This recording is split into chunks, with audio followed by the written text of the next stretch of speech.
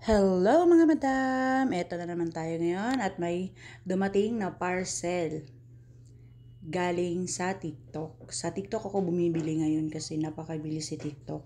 Hindi ka na mag-aantay ng 2 to 3 days o 4 days up to 1 week. So, hindi ko pinopromote si TikTok pero para sa akin the best si TikTok. So, ito na yung parcel na inaabangan ko na inano ko din siya, inaffiliate ko siya kasi maganda talaga siya. So, ito na siya, binubuksan namin yung parcel. So, ayan siya mga madam.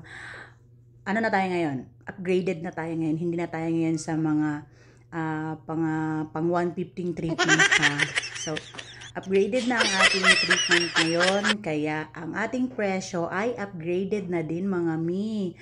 Huwag tayong mag-expect na yung treatment na papagawa natin tapos yung babayaran natin ay nasa 500 to 800 lang, wala nang ganun mahal yung treatment natin kaya medyo upgraded lang tayo ng kaunti kaya mag-ano din tayo, gumastos din tayo kahit papaano. So, eto na nga, tinatry na namin yung treatment sa aking hair. So, para sa akin, napakabango, hindi masakit sa ilong, at ayan siya.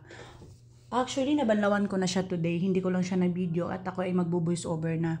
Pero grabe, the best. The best siya sa kagaya ko na durog na durog ang buhok kasi dahil sa kakakulay, kakatreatment, kakakulay, hair extension, yung mga ganon kasi. Gusto ko kasi mahaba ang hair ko, may mga time na gusto maiksi. So ngayon, tinanggal ko yung hair extension. At hindi ko sinasabi na kakasira ng hair yung extension. Nagkamali ako ng binanggit. Sabi ko kakakulay at saka kakariban ko before, nasira yung hair ko. Kaya ang ginagawa namin ngayon for the treatment lang talaga, hindi na ako nagpapariban.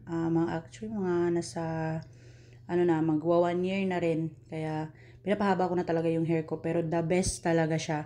Nag-smooth yung hair ko, nawala na yung sunog-sunog sa dulo. At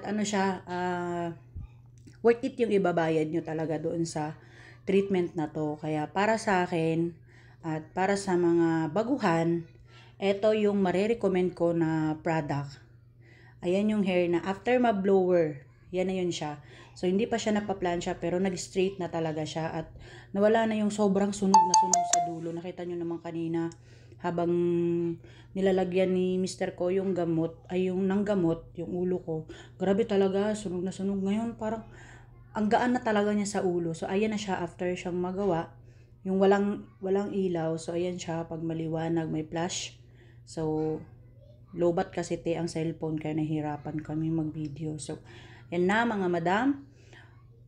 I recommend na Brazilian or any product na gagamitin nyo, lalong-lalo sa mga baguhan, wires product po talaga. Yun lang mga madam. Bye!